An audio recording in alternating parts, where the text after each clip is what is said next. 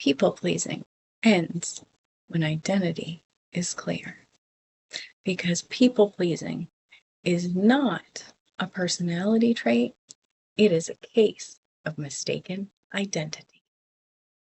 Welcome, I'm Susan Lilley. Today, we are sitting with a topic that many of us have carried as a heavy burden for most of our lives. The habit of people-pleasing. We aren't going to talk about tips to say no. We aren't going to discuss boundary setting strategies and techniques, because if those worked permanently, you wouldn't be here.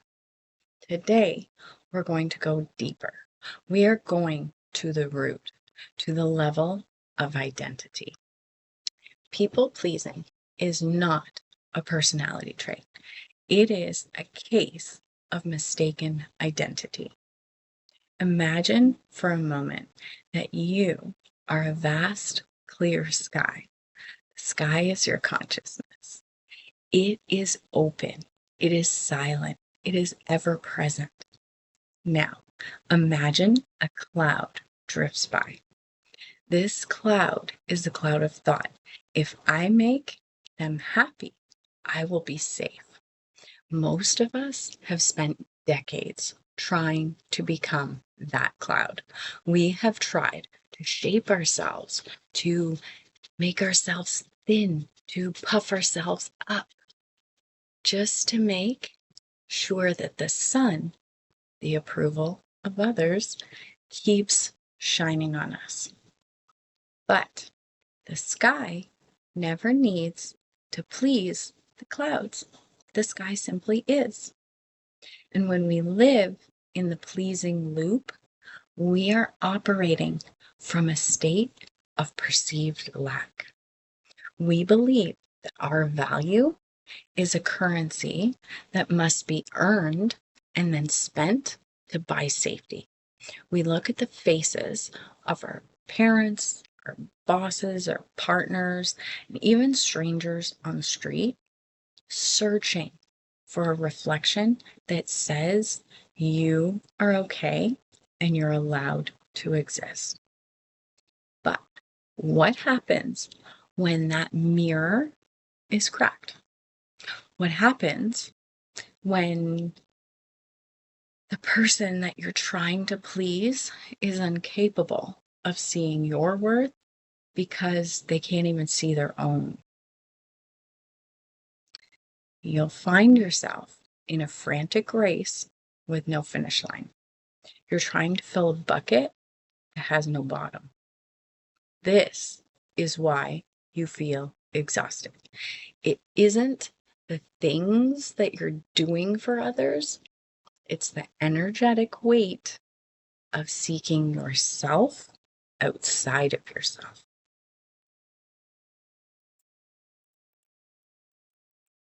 Now, let's look at why the mind does this.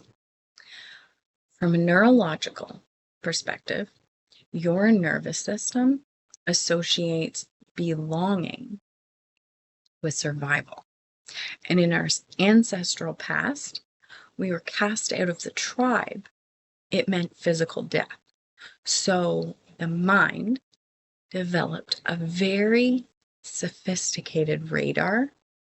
It scans for disapproval. It scans for the slightest shift in tone or delayed text message. And when it detects a potential threat to the connection, it triggers a pleasing response.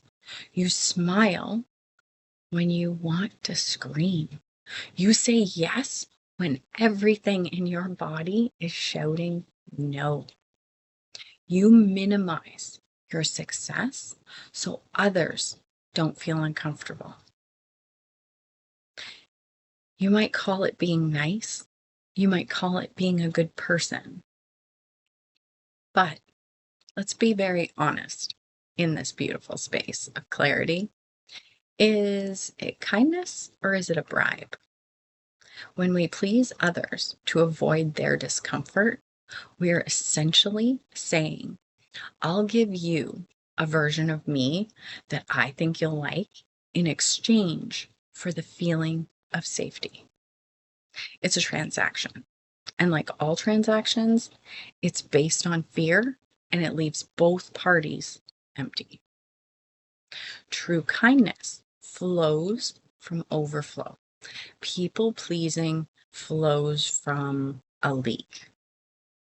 When you're identified with your ego, the part of you that believes that it's a small separate self, it's a fragile entity, then you'll always be a people pleaser because you have to be, because the ego has no light of its own. It needs the batteries of others' external validation to stay lit. But you are not this ego. You are the awareness which the ego appears. You're the consciousness that is observing the impulse to please. So notice right now, can you feel that part of you that is simply listening to these words? The part that isn't trying to improve, the part that isn't worried about what anyone will think of this video, the part of you that is already free, is already safe, and doesn't need to move an inch to be enough. The shift from people pleaser to an empowered being is an identity shift.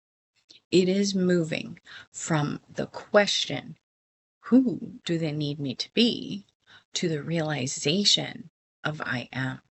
When I say I am, I'm not talking about your name, your job, or your role as a mother or a partner, or a spouse, or I'm talking about the pure, unconditional presence of your existence. When you anchor your identity to this presence, the need to please doesn't just get managed, it dissolves. Why? Because you can no longer be threatened. If someone is unhappy with your choice, it is simply weather happening in their consciousness. It doesn't change the sky of yours. Think of a person in your life right now for whom you feel the need to please. See them clearly. Feel the familiar tightness in your chest, the urge to explain yourself, to justify your boundaries, to make sure that they aren't mad. Now, look beneath that, beneath the tightness, to who the you is that's feeling that. Is it the infinite you, or is it the small, learned program? Probably from childhood.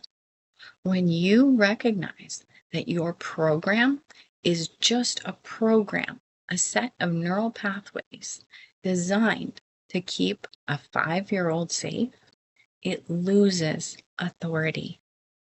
You can look at the urge with love and say, thank you for trying to protect me, but I am the authority here now. Inner authority is a natural byproduct of a clear identity. When you know that you are the source of your own experience, you stop being a beggar for attention. You realize that you have the master key.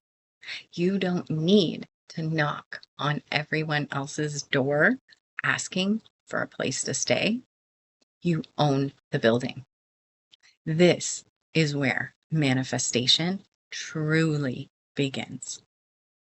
As long as you are pleasing others, you are sending a signal to the universe that says, I am secondary, and their needs are the primary cause.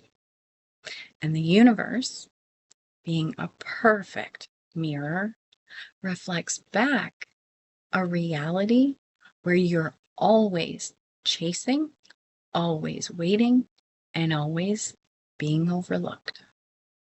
The moment you choose yourself, not out of arrogance, but out of truth, the universe reorganizes to match that sovereignty.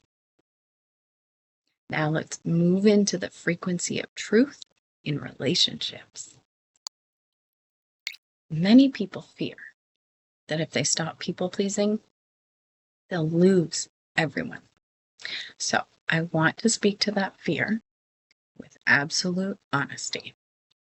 You will lose the people who were only in love with the version of you that served them. You will lose the people, the relationships that were built on the foundation of your self-abandonment. But you cannot lose what is truly aligned with your soul. When you step into your authentic identity, you become a frequency match for people who also live their truth. You move from the attachment to connection. Attachment says, I need you to be okay so that I can be okay. Connection says, I'm okay and I see the okayness in you. Let's share this space. In this state of high consciousness, your boundaries are not walls. They are simply clarity. When someone asks you for something, if it isn't an of course in your heart, you just say no. And you would say no with the same energy that you would say the sky is blue. There is no guilt, because guilt is only possible if you believe that you're responsible for their emotional state. And you are not. Every adult is the creator of their own internal weather. When you over function for others, and then you're actually robbing them of the opportunity to find their own inner authority. You are keeping them weak by trying to be their strength. True love is allowing others to have their own experience, even if that experience is disappointment. Imagine a life where you walk into a room and your primary focus is, how does this environment feel to me?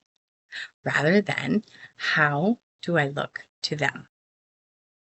Imagine the amount of energy that returns to your body when you stop performing. That energy is what fuels your dreams.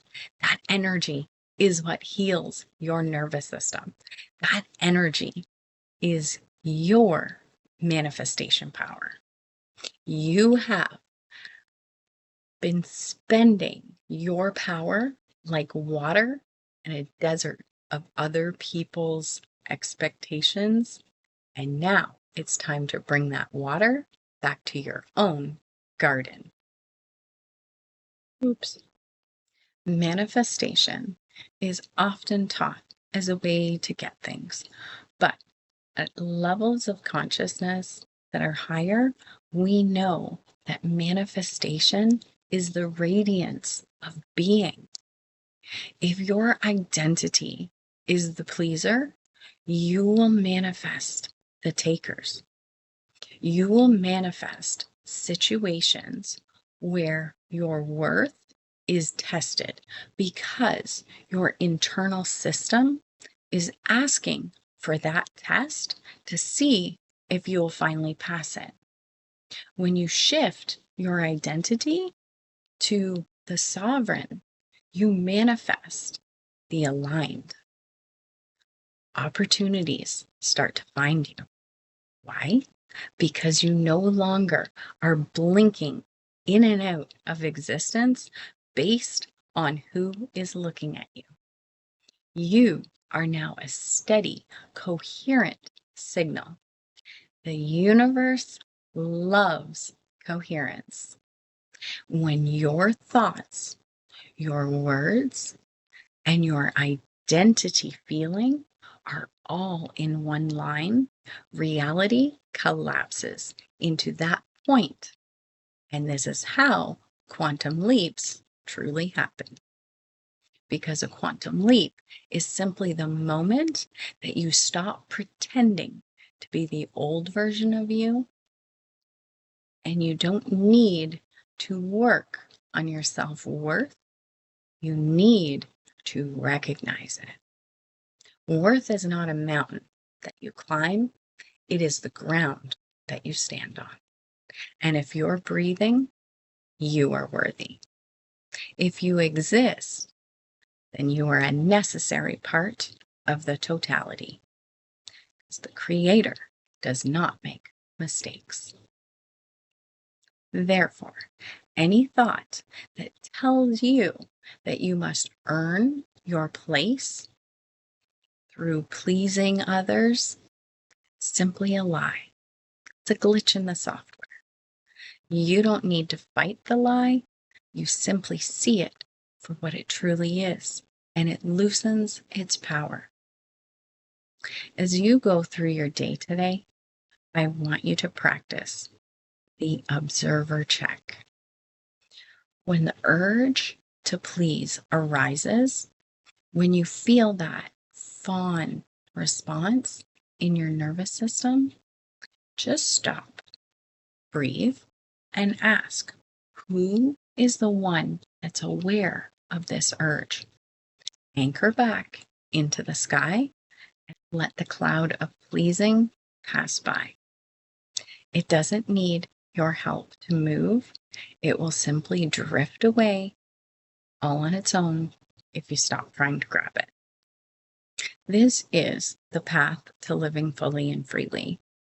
It is the path of returning to the center. You were never meant to be a supporting character in everyone else's movie. You are the light that allows the movie to be seen. And when you stop people pleasing, you are finally giving the world the greatest gift you could ever offer, the truth of your presence. A world full of people pleasers is a world of shadows. A world full of people living from their inner authority is a world full of light. If this recognition feels like home to you, then you're ready for the next step. This isn't a how-to, it's a now is. You don't need more time. You don't need more healing. You just need more honesty. The version of you who is already free is not in the future. They are right here beneath the noise of your thinking. They are listening to my voice right now. I invite you to step into this beautiful clarity with me. If you feel called to stabilize this identity shift, book a clarity call. Let's look at where the leaks are and seal them with truth. Join the Clarity Shift experience. If you are ready for a one-on-one immersion into your own sovereignty, and for those of you who want a daily reminder, the Clarity Shift Guide is available to download below. You are not here to be liked. You are here to be known. And the only person who can truly know you is you. I see you.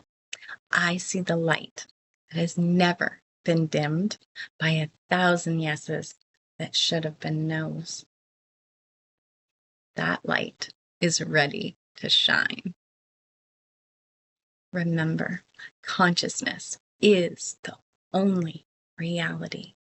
I intend this created clarity to live fully and freely with gratitude. I'll see you soon.